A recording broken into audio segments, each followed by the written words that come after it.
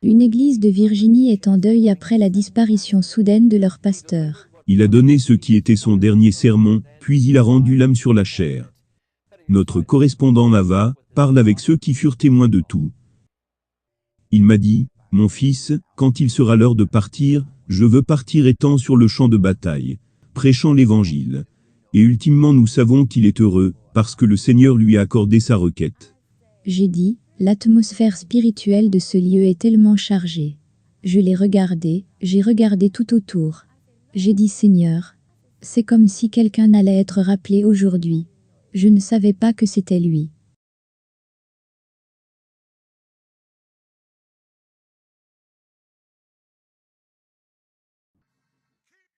Garde tes yeux sur lui. Garde tes louanges. Bishop Thorogood a prêché son dernier sermon de la chair, à l'église La Nouvelle Jérusalem, église de Dieu. Garde tes yeux sur lui. Et tu chanteras un chant nouveau. Mon cœur est fixé sur lui. Il a prêché la parole, il a dit Amen. Il est allé s'asseoir sur sa chaise, et puis il s'est effondré. Il n'y a eu aucun cri, il n'y a eu aucune panique dans tous les sens. Mon père disait qu'il voulait mourir, en prêchant la parole de Dieu. Il croyait en la sanctification. C'était un prédicateur de la sanctification. Et il est mort exactement comme il voulait, en faisant ce pourquoi il vivait.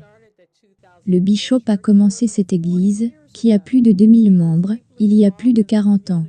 Il était très engagé dans la communauté, et a servi dans des commissions mandatées par la ville.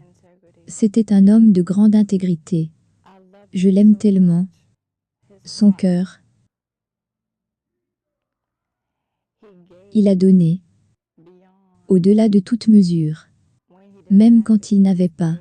Il a juste donné.